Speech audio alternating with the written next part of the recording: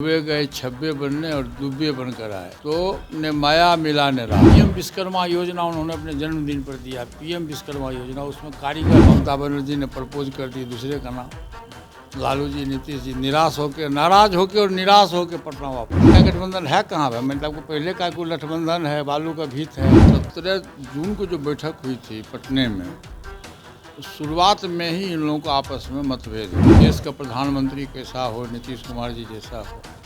आप लोगों ने भी पोस्टर देखा हो। जितना भी दल है, कांग्रेस को छोड़ दीजिए, एक दो दल को छोड़ दीजिए, सब क्षेत्रीय पार्टी। 70 वर्षों में पहली बार देश को कोई ऐसा प्रधानमंत्री मिला, देश के प्रधानमंत्री के साथ साथ विश्व स्तर के सर्वमान्य नेताओं के रूप में उनकी गिनती होती है। और अमेरिका के राष्ट्रपति ने क्या कहा हमारे प्रधानमंत्री जी, नरेंद्र मोदी जी, आप इतने लोकप्रिय नेता हो, हमारी इच्छा होती है कि आपका ऑटोग्राफ हो। हाल में ही इंडिया गठबंधन की चौथी बैठक हुई है और प्रधानमंत्री नरेंद्र मोदी और भारतीय जनता पार्टी को 2024 में उखाड़ फेंकने की रणनीति जो है वो बनाई जा रही है। ऐसे में हमारे साथ है केंद्रीय मंत्री पशुपति कुमार पारस, उनसे जानेंगे वो कैसे देखते हैं। सर, इंडिया गठबंधन की चौथी बैठक हुई है और आगे भी बैठकें होंगी।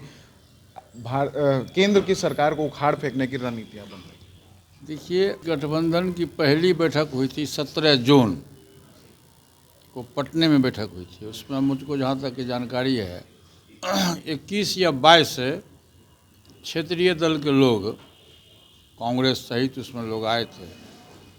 और एक कहावत है कि मॉर्निंग सोज द डे,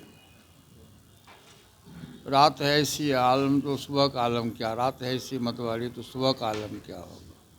17 जून को जो बैठक हुई थी पटने में, शुरुआत में ही इन लोगों को आपस में मतभेद हो गया।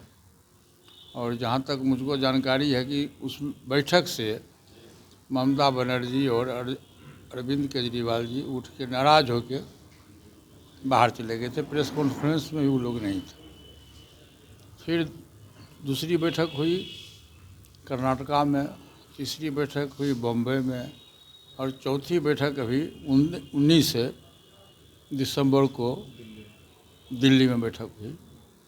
और बिहार में बड़ा बड़ा पोस्टर लगाया गया था कि देश का प्रधानमंत्री कैसा हो, नीतीश कुमार जी जैसा हो। आप लोगों ने भी पोस्टर देखा होगा। लेकिन रिजल्ट 0 पर आउट हो गया। 24 गए छब्बे बनने और दुब्बे बनकर आए। ने राम तो ने माया मिला ने राम। ये स्थिति है इंडिया गठबंधन का कि आपस में उन लोगों को एकजुटता नहीं है। इतना बड़ा देश है जहाँ जाति का विवाद है, भाषा का विवाद है, धर्म का विवाद है। साउथ में आप जाइएगा तो साउथ का नज़ारा कुछ अलग है, नॉर्थ इंडिया में आइएगा तो नॉर्थ इंडिया का नज़ारा अलग है। और मोस्टली क्षेत्रीय दल के लोग हैं पूरे देश में। आप देखिएगा तो आज के तारीख में विश्व स्तर पर सबसे बड़ी पार्टी भाजपा है। और जितना भी दल है, कांग्रेस को छोड़ दीजिए, एक दो दल को छोड़ दीजिए, तो सब क्षेत्रीय पार्टी है। कोई तमिलनाडु में अलग समीकरण है, आंध्र प्रदेश में अलग है, बिहार में अलग है, झारखंड में अलग है, बंगाल में अलग है, उड़ीसा में अलग है। सब क्षेत्रीय दल का दबदबा है। और 28 दल का जो समीकरण है, वो जो आप लोग जिसको आप गठबंधन कहते हैं, मैं कहता हूँ ये लठबंधन है। गठबंधन नहीं है, ये लठबंधन है। और आज के तारीख में नरेंद्र मोदी जी देश के प्रधानमंत्री हैं। और आज़ादी के बाद 75 वर्षों में पहली बार देश को कोई ऐसा प्रधानमंत्री मिला जो देश के प्रधानमंत्री के साथ साथ विश्व स्तर के सर्वमान्य नेताओं के रूप में उनकी गिनती होती है। आपने देखा होगा, से कुछ माह पूर्व हमारे प्रधानमंत्री विदेश दौरे पर गए थे। तो विश्व का सबसे सबल कंट्री, ताकतवर कंट्री अमेरिका को माना जाता है। और अमेरिका के राष्ट्रपति ने क्या कहा हमारे प्रधानमंत्री जी को कि नरेंद्र मोदी जी, आप इतने लोकप्रिय नेता हो कि हमारी इच्छा होती है कि आपका ऑटोग्राफ है।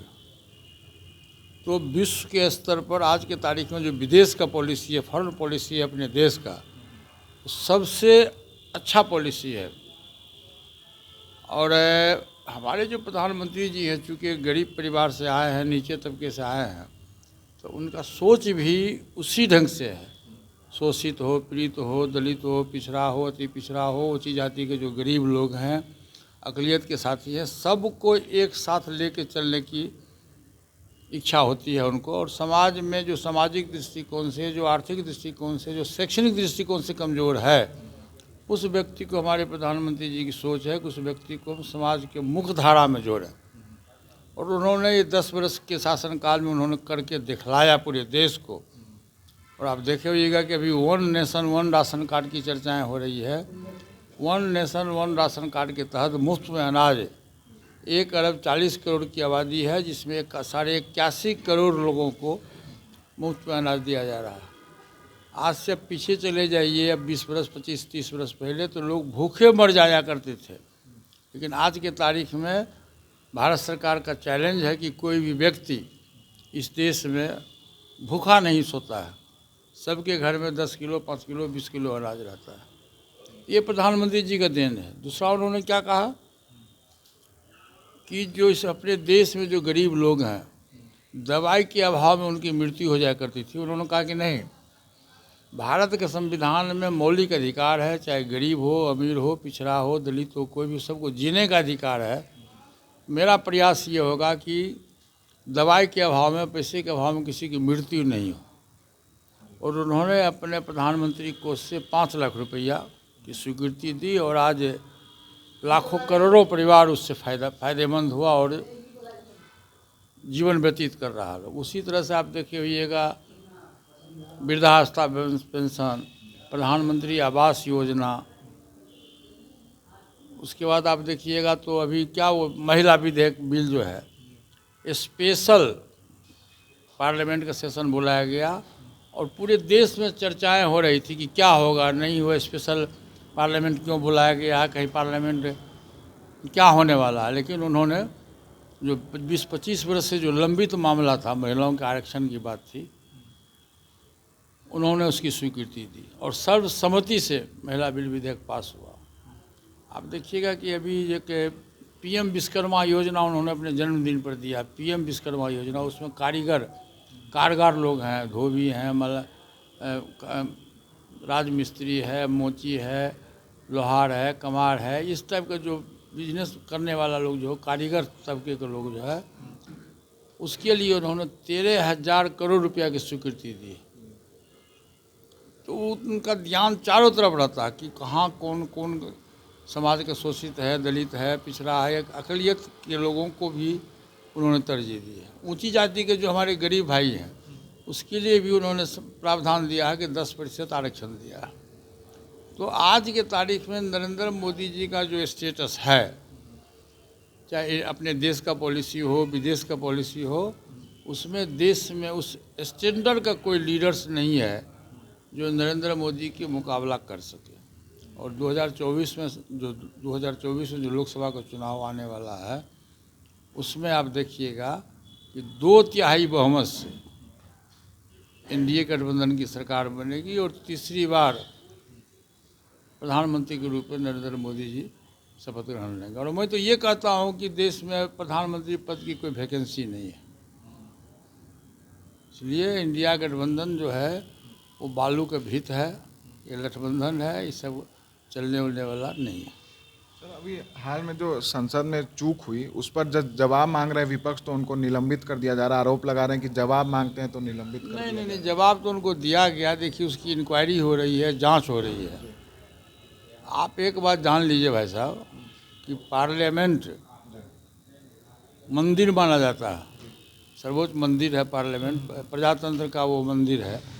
और वहाँ जनता ने आपको चुन के भेजा है अपने क्षेत्र के विकास की बात कहने के लिए, न कि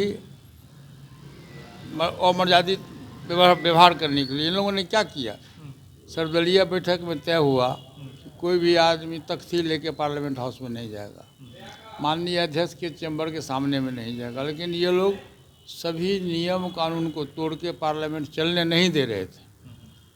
मजबूरन सरकार को ये डिसीजन लेना पड़ा और लोकसभा अध्यक्ष जी को डिसीजन लेना पड़ा। बहुत समझाने बुझाने के बावजूद भी ये लोग अपने हरकत से बाज नहीं आए। अंत में दूसरा कोई उपाय नहीं था, इसलिए सदन से इन लोगों को 146 से माननीय सांसद लोगों को निलंबित किया गया। सर एक सवाल है कि जो इंडिया गठबंधन की बैठक हुई तो नीतीश कुमार बैठक से नाराज होकर निकल गए। कहा जा रहा है कि प्रधानमंत्री बनने का सपना टूट गया। तो ये तो मैंने पहले कह दिया कि चौबे गए छब्बे बनने दुबे बनकर आए। मैंने कहा नहीं भी आपको कि बड़ा बड़ा पोस्टर लगा था, होर्डिंग लगा हुआ था पटना में कि देश का प्रधानमंत्री कैसा हो, नीतीश कुमार जी जैसा हो। अब ममता बनर्जी ने प्रपोज कर दी दूसरे का नाम, लालू जी, नीतीश जी निराश होकर, नाराज होकर और निराश होकर पटना वापस आ गए। क्या आप साथ लाएंगे नीतीश कुमार को आना? अब संभव नहीं है, अब संभव नहीं है, दरवाज़ा बंद हो चुका। एक अंतिम सवाल है कि क्या 24 में आपको झटका मिलेगा इंडिया गठबंधन की ओर से? फिर बैठक पे बैठक लगातार हो रही है। आपको जितना बात हम बोल दिए, आप क्या बोलेंगे? इंडिया गठबंधन है कहाँ पर? मैंने तो आपको पहले कहा कि गठबंधन है, बालू का भीत है, उसके नेता बिखरे हुए हैं, भाषा, जात, धर्म। लेकिन दावा करते हैं कि हम प्रधानमंत्री। दावा तो जिस कैंडिडेट, जिस उम्मीदवार का जमाना जब होता वो भी कहता कि हम चुनाव जीत रहे हैं। कहता कि नहीं कहता? यदि पहले कह देगा कि हम चुनाव नहीं जीते, जनता उसको वोट देगी। इसलिए ये सब चीज़ असंभव चीज़ है। तो हमारे साथ केंद्रीय मंत्री पशुपति कुमार पारस थे, जिन्होंने सीधे तौर पर कहा कि ये जो इंडिया गठबंधन है वो गठबंधन नहीं बल्कि लठबंधन है, और एक बार फिर से तीसरी बार देश के प्रधानमंत्री अगर कोई होंगे तो वो नरेंद्र मोदी होंगे और देश का विकास करेंगे। अगर अभी तक आपने हमारे चैनल को लाइक सब्सक्राइब नहीं किया तो जल्द से जल्द कर लें। पटना से सहयोगी अजय के साथ विशाल भारद्वाज की रिपोर्ट।